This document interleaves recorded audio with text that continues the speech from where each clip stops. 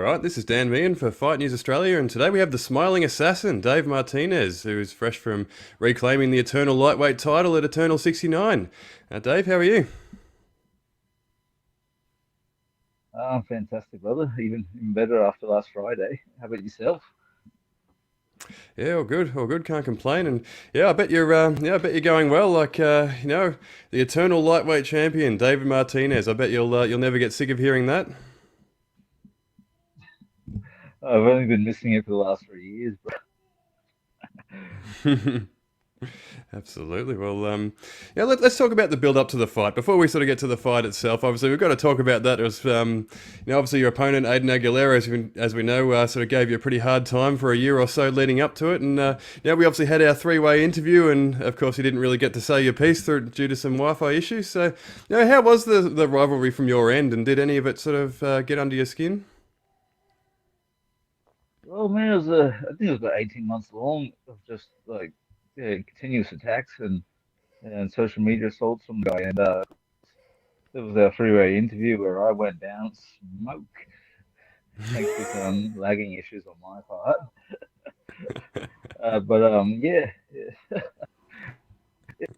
Looking back on it now, man, I suppose it helps that I went on to win the fight, but I can't help but look back on it and just enjoy it. It just seemed like it was a lot of fun going back and forth, taking shots at each other, and at the end of the day, I've got all the respect in the world for him as a competitor, and as a fellow person. So there's no hard feelings there from my part.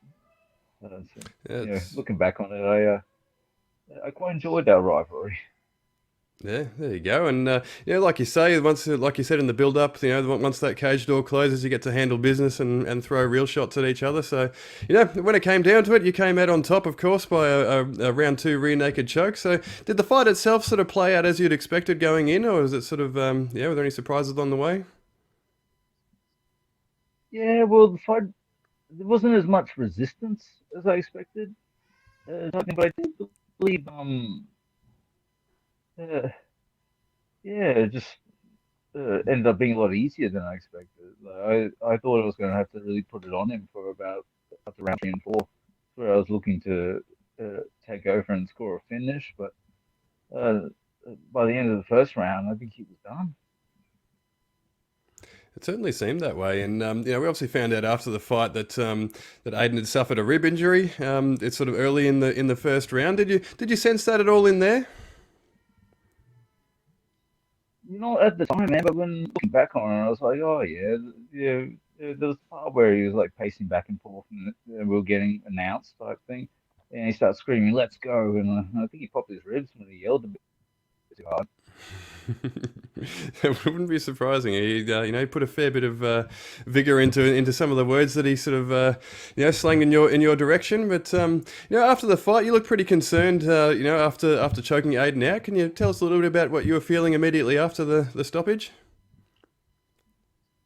Well, man, when the fight's over, that's it. Like, it's done. Like, the person there is just another fellow human being, and to see them unconscious, I do, I want to do my part to try and help them. Obviously, like, it's not my part to play. You have refs, you have doctors, and you see them kind of like shoving me out of the way because I'm not supposed to do anything. Like, they know what they're doing and they've got it handled. It's like, get out of the way, Dave. Type thing. But yeah, I do find myself like I care for my opponent in the end, and yeah, it's just hard seeing them just lying there unconscious. Yeah, it's rough actually. Yeah, it must be a little bit confronting, I guess, sort of having done that to someone. But have you spoken to Aiden since the fight at all? I haven't spoken to him personally, but I've seen a couple of his posts, and man, he's a funny guy, isn't he?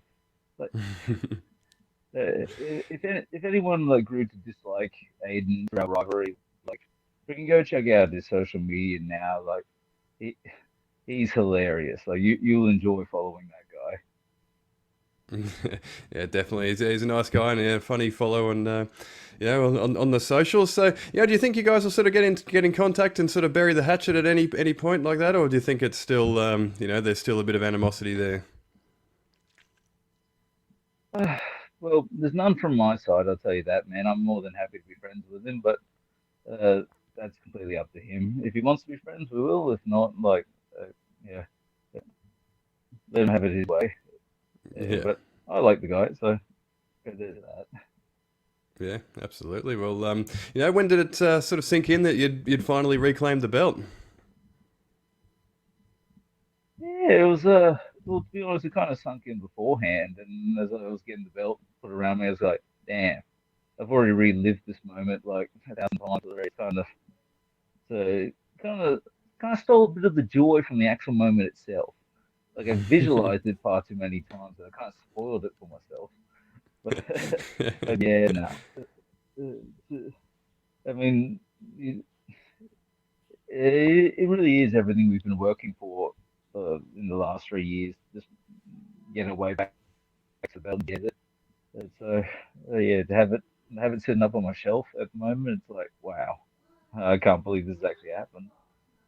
Yeah. So, I mean, what does it mean to you to have that shiny belt back around back in your keeping?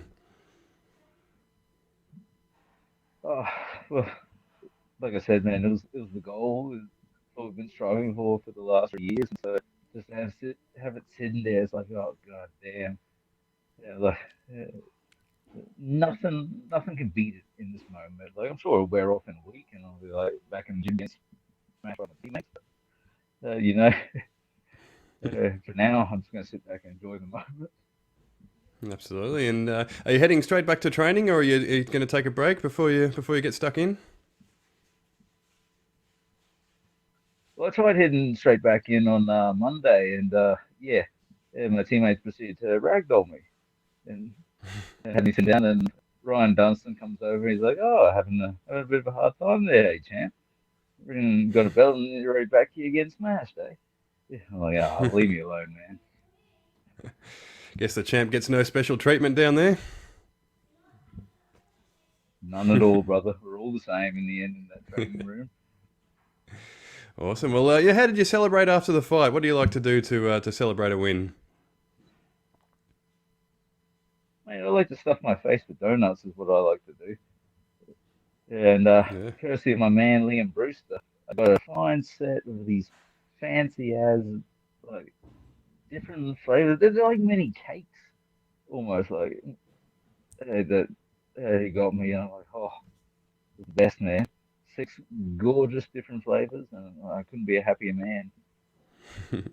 Sounds like a good time. You're a pretty big boy. Do you normally cut much weight to get down to lightweight? I've been definitely getting better at the weight cut, man. It was a bit rough for me when I fought Tim Schultz because that was a short notice fight, and so I had to do a bit more work in the weight cutting department. But this time around it was a lot better, especially after having gone down and seen Joe Lopez down at freestyle and him speaking to me about a couple of things regarding weight and how it's important to stay a bit lower, type thing. And I think you'll notice that I came in a bit leaner in this fight. Mm. Yeah, I did. We talked about it on the podcast, Fight Talk Down Under, of course, where you sort of noted that you were sort of looking a little bit leaner this time around. So it's obviously a credit to your hard work there. But of course, after the fight, you called out another fighter from Integrated, Downhill. You've obviously got some history with him. So we know that Dan's pursuing boxing while he's recovering from injury. But can you tell us where that call out came from, and if there's been any interest from the Hill camp? Yeah, man. So after I fought Timmy Schultz, I actually ran into Dan Hill, and we just exchanged pleasantries and said, well, oh yeah, wouldn't mind fighting, and he thought he was going to be back around. I think he said November, December type thing. I was like, yeah, that works, type thing. But and during the build up to Aguilera, I noticed he got tagged a couple of times. I was in post, and that's I thought he was still interested. Hence why I called him out after the fight. I thought, like, hey, let's set this up, get the ball rolling. I did not know he was taking a second boxing fight until I saw on your podcast, man. And I was like, oh, he's a bit busy, I guess. And so, I mean, I probably should have checked with him beforehand, maybe. Yeah, but yeah, so that was my mistake. Uh, There you yeah, go. I so mean, it sounds like I he's thought he just was doing it in feeling the pretty good. meantime. Yeah, yeah, like he could still be injured, man. Like maybe he hasn't recovered as well as he would have liked, as much as he was anticipating. Maybe I don't know, but obviously he's busy. Yeah, in the short term, it certainly looks that way. But if he's going to be ready November, December, then I'm sure MMA is still still his goal. So it still could be on the cards. But of course, now the hunter becomes the hunted, right? Like a few fighters have come out of the woodwork to sort of stake their claim for the next shot at the title, and one that obviously caught my eye and seems to have caught your eye as well on social media was from the other smiling assassin, Adam Cook. Is that one of interest to you at all? Not really interested having that guy is filing for copyright infringement, eh? Yeah, freaking trying to steal my name out of you. No, no, look, yeah, Adam Cook's a pretty cool guy, man, and yeah, I would say he probably need to win that lightweight on Eternal in order to qualify for a shot. Like, because at the moment, we've got a few names thrown around, and you're right. Yeah, the hunter becomes the hunted. Like, it's like I instantly got a target on my back. If you're talking the lightweight landscape in Eternal, like the only man who really deserves like the top billing, eh, aside from Jack Becker coming back from injury, would be Blake Donnelly, would it not?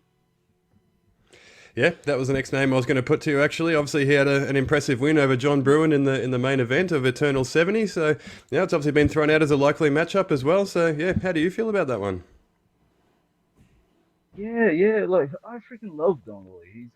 He's one of my favorite fighters on the regional scene, and just a top guy. So yeah, yeah. If it ends up being us two in December, like I'm down for it.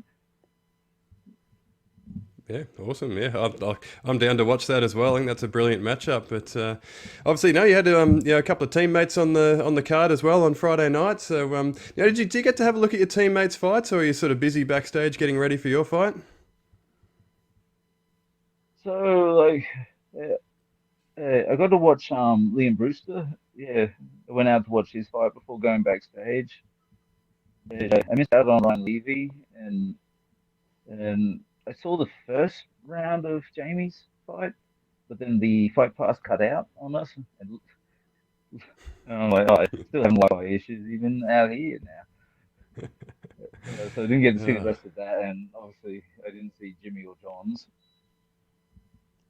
yeah, right. There you go. So obviously your teammate Jimmy O'Brien had an absolute war with Liam Stephen there. So have you had a chance to sort of watch it back, or did you know how sort of spoken to Jimmy? Do you know how he's pulled up from that one? Because yeah, it was a wild one. Man, I was just actually out to lunch with Jimmy just about maybe 30 minutes ago. Holy heck, he heals fast. Last time I saw him, like you could you could not see his eyes. Now, now he doesn't even look like they were swollen at all. Like they just look normal. And I'm like, Yeah, holy right. heck, what is your secret, man? Like, I don't know. Yeah. You might want to get your starter onto my boy there. He's on something that's helping him heal there. Yeah, that's interesting. That's Freaking interesting. Well, good on Wolverine. him.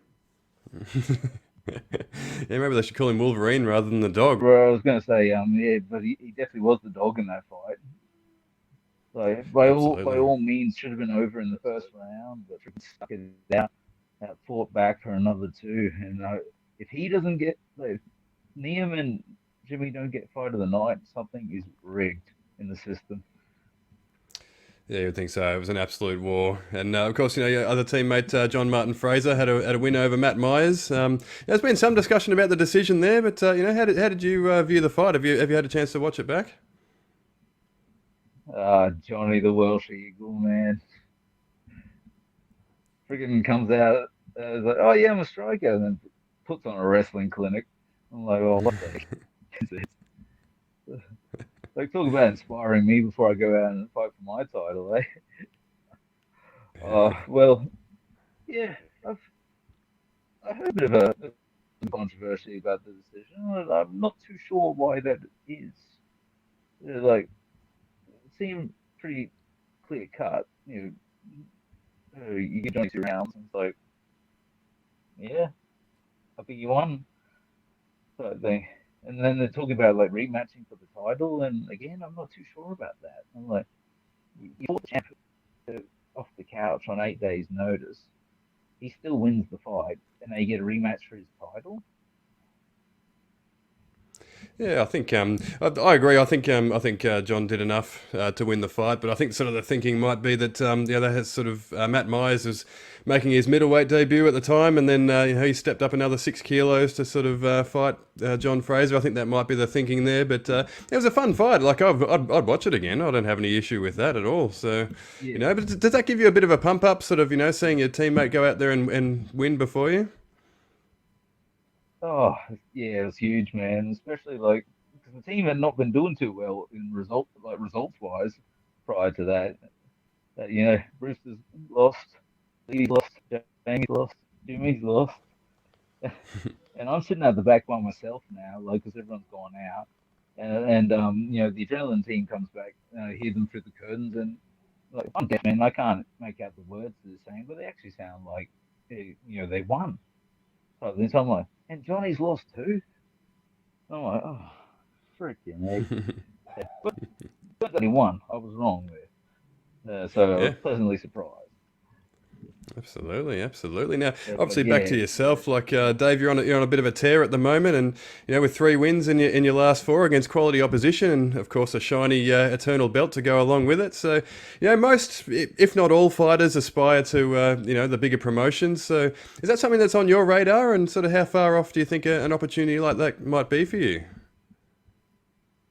yeah, man, I would love to fight in one of the bigger promotions. If you're talking UFC, Bellator, one championship. Yeah, like, yeah, one of those would be fantastic. But that's how far away it is. And I can't really tell. Like, I've got the Eternal title now, so I would like to think one or two successful defenses will land me in the good books with the right people. But I definitely need to talk to some of the people who've sent other fighters and see how realistic that is. Like, because yeah, I've got the Eternal title, but I'm also like I'm a lightweight. Lightweight's the most competitive division in all of MMA. So Yeah, this you is look at true. any of the promotions, they got yeah. Look at any promotion, they've got no shortage of talented lightweights. Yeah, it's a fair call. I mean, but if you're doing the right things, like I talk about this with my co-host on the podcast, Justin, all the time. Just make yourself undeniable. You keep stringing together wins, and someone will come calling. That's the way this sport is. So, hopefully not too far off there. But Dave, before I let you go, do you have any sponsors or anyone you'd like to shout out? I'll hand the reins over to you. Yeah, I've got some sponsors I'd like to thank, man. But first, I got a bone to pick with your co-host, eh? This Mr. Van Heeden fella. Yep, call him out. Like, Come on, light him up, I Dave. watched one of the previous podcasts, and man, like, yeah, freaking like, I thought we were mates. I went down, trained, like, we're gonna get these eternal titles. We have the coastal belts. We're gonna get the eternal titles. Brothers in arms and everything. Freaking the preview show comes around. He's like, oh, I pick Aguilera to win. I'm like, huh? What? Yeah, he dogged me. I'm like that Phil Pot fanboy dogged me. I don't know. I couldn't believe it, man. I have half a mind to cut my leg off and go to featherweight and flog him. But that's enough wasting my time with him, isn't it? Is onto the sponsors, man. I want to thank Cage and Canvas, man, giving me my 16-ounce gloves that I use every sparring session. Freaking love them. I want to thank Guardian for giving me the masks for my walkout. They gave me like a custom made white with gold teeth, and I was like, fantastic. I want to thank Author for giving me my rash guards. I want to thank Havoc for freaking making my awesome shirt that my team was wearing, my supporters in the crowd. Uh, the Angry Baker. Hammerhead Barber, and as well as all my gyms I train with, man. Ignite, Hellraiser, Tribal, Muscle Hut, and my boys at Freestyle too, eh? Friggin' love them, all of them. Beautiful. Well, yeah, Dave, thank you so much for stopping by once again, and can't wait to see you back in the cage and defending that shiny new belt. Yeah, so well, man. Thank you, brother. Thank you for having me.